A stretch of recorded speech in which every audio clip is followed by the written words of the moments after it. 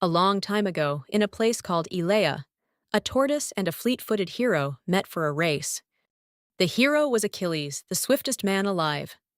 The tortoise was a tortoise. Ha! A race? Against you?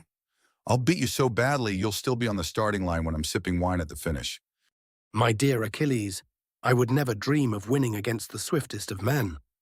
But perhaps you would grant me just a small head start. Say 100 meters. 100? Take 1,000 if you like. You'll barely move before I catch you. And so they began. The tortoise plodded. Achilles shot forward like an arrow. In a heartbeat, Achilles had covered the 100 meters. Ah, but in that heartbeat, dear Achilles, I have moved on.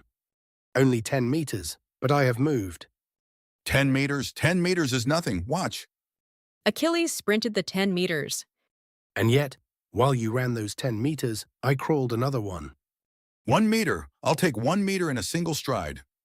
And while you take that stride, dear Achilles, I shall move 1/10 of a meter further. And then 100th, and then 1,000th. Each time you reach where I was, I have moved a little further on. Infinitely many times. So tell me, swift Achilles, how can you ever catch me? But I am passing you. I can see the gap shrinking.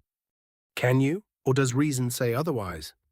Reason says I will chase you forever.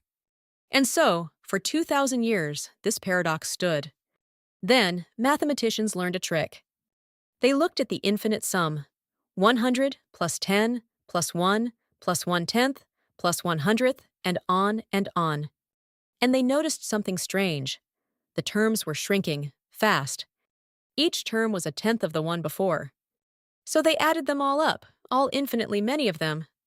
The sum, 100 divided by 1 minus 1/10, is 100, divided by 9/10, which is exactly 1,000 over 9, a little more than 111 meters.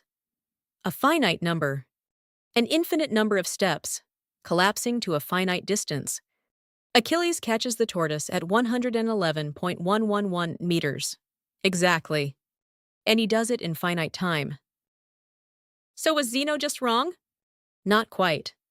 What Zeno was really pointing at was a mismatch between our intuition about motion and the tools we had to describe it.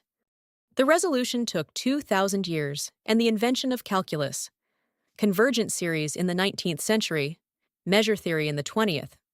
Bertrand Russell wrote that Zeno's arguments have afforded grounds for almost every theory of space and time constructed from his day to our own.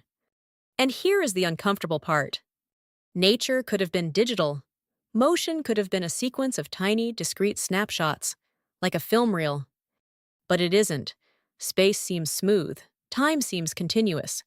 We still don't know, deep down, why. Zeno lives. An infinite number of steps can still take a finite amount of time. Achilles always catches the tortoise. But the question of why he can, that one is still open.